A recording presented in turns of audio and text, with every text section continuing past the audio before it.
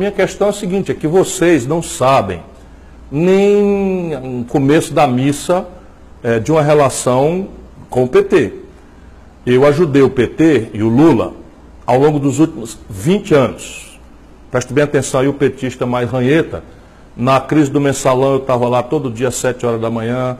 No impeachment da Dilma, o Ceará foi o único estado do Brasil que deu 2/3 dos votos contra. Eu me demiti da CSN, onde eu tinha um super salário de executivo, para ir para a rua brigar, enfrentei ameaça física, o meu irmão enfrentou ameaça física, tudo para tentar ajudar. Quando vem as eleições agora, até as pedras do caminho sabiam, e eu repeti 1 milhão de vezes, que a lei da ficha limpa não permitiria que o Lula fosse candidato. Todo mundo sabia. O que é que faz o PT? Resolve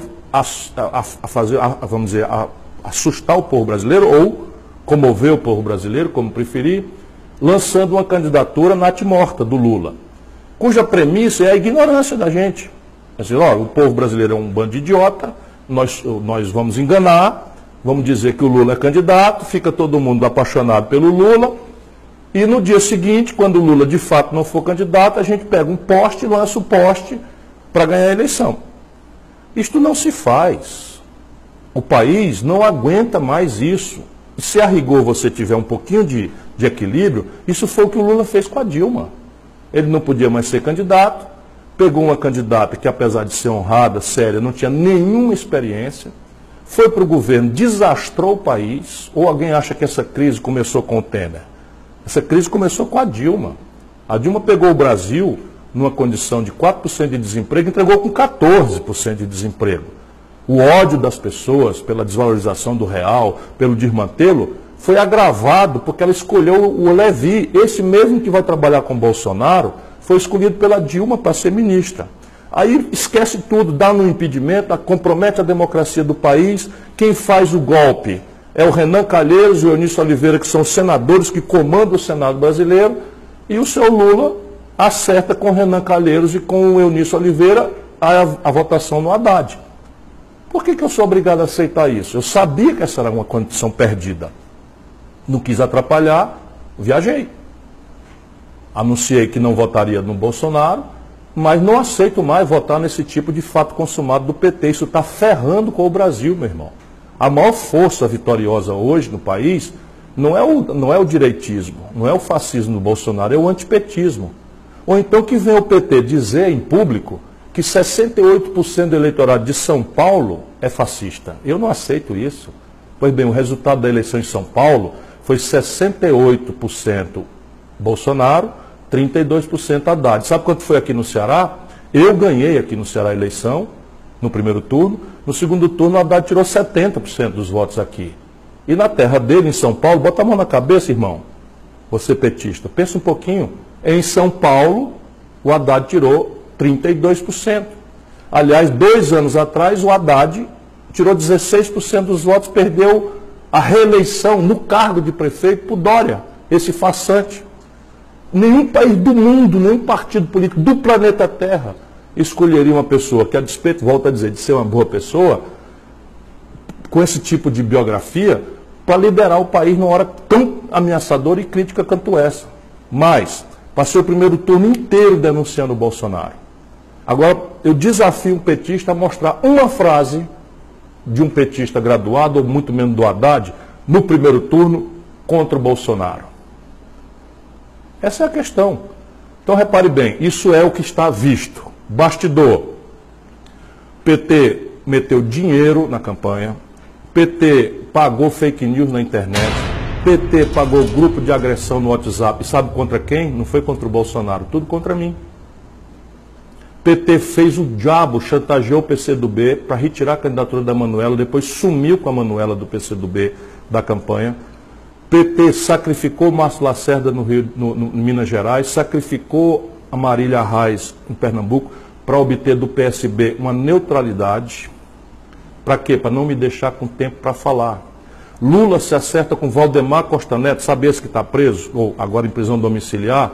Lula acertou-se com ele para não deixar o tal fração do Centrão vir em meu apoio. Ou seja, me escolheram como adversário de forma mesquinha, miúda, inescrupulosa e antidemocrática, e depois acham que eu sou obrigado, 20 anos de luta, a repetir. De maneira que entre o fascismo e a corrupção sistemática que a cúpula do PT representa, eu optei por sair. Disse que não votava no Bolsonaro, como de fato não votei, votei no Haddad, mas não quero mais fazer campanha com corrupto. Enquanto essa cúpula do PT estiver aí dando as cartas, não contem comigo. Por exemplo, quando a Dilma nomeou Lula ministro, o PT chamou todo mundo de golpista porque um ministro do Supremo deu uma liminar contra a posse do Lula no ministério. Agora, o Bolsonaro nomeia o Moro para ministro, o que é que faz o PT? Pede à justiça uma liminar para não deixar o Moro tomar posse. A gente não aguenta mais isso. Na prática são iguais. Nós precisamos encerrar essa crônica e garantir o rito da democracia. Qual é? A maioria vota, escolhe quem foi eleito e o eleito vai governar. Cabendo a nós, num primeiro momento, cumprimentar, reconhecer a vitória e, no segundo momento, cobrar, exigir. E, nesse momento, como houve um grande terror espalhado pela cúpula do PT de que há um risco à democracia, nós precisamos estimular o Bolsonaro a jogar o jogo democrático. E a forma de fazer isso é cercá-lo com as instituições. Não é? O parlamento é o mais importante, mas na medida em que o PT cooptou praticamente ou aparelhou as instituições da sociedade civil brasileira, nossa sociedade civil hoje está muito frágil, muito debilitada. Deixa eu ver se eu explico bem para vocês. Cadê o exército do Stedley? Uma pergunta, cadê o exército do MST? E entope o MST de dinheiro, tal, coopta, aí pega o MST, pega lá 3 companheiros, 4 companheiros de boa fé, fanatizados pela crônica, bota para fazer greve de fome. Cadê a greve de fome? Lembra? Pegaram 5 companheiros do MST, pobres, e fizeram uma greve de fome em Brasília, reclamando da liberdade do Lula. Percebe? Isso ninguém aguenta mais no Brasil. É preciso que a gente vire essa página e jogue o jogo, volto a dizer, da democracia. E a democracia no Brasil, até o presente momento, ainda está preservada. E esse é o nosso movimento. Nosso movimento é proteger a democracia. O Eric pergunta sobre isolar o PT da oposição. Nós não queremos isolar o PT. O PT vive de mimimi, faz e acontece com todo mundo e não arca com as consequências dos seus atos. Não é?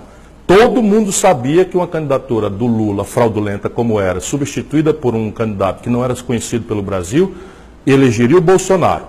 Todo mundo sabia. As pesquisas todas indicavam, tudo estava dito, mas o PT faz a besteira, elege deputado, que era o que eles queriam fazer, e começa a achar culpado e não fazem uma reflexão, um mínimo de humildade para compreender as bobagens que fizeram, porque já não fizeram lá atrás, com a imposição da Dilma, pela exploração do auge da popularidade do Lula. E agora a grande questão é essa. Quer dizer, nós vamos fazer o que com o Brasil? Esperar que a cúpula do PT vá toda semana a Curitiba, perguntar ao Lula o que é para fazer? Isso, o Brasil não aguenta isso. Nós não podemos ficar cultivando esse caudilismo sul-americano, tisnado de ladroeira para todo lado, e considerar o povo brasileiro culpado. Volto a dizer, alguém no PT assume que está dizendo que 70% do eleitorado do Rio de Janeiro é fascista? Pois essa é a proporção de gente que votou no Bolsonaro.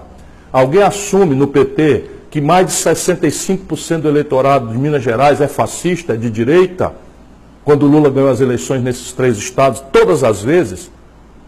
Essa é uma questão que a gente precisa pensar. Eu respeito o povo brasileiro. Quis muito que votasse em mim. Preferiu votar no Bolsonaro com ódio ao PT, acho que foi um erro, respeito profundamente e espero amanhã merecer a confiança das pessoas, porque falo com franqueza, com fraterno respeito.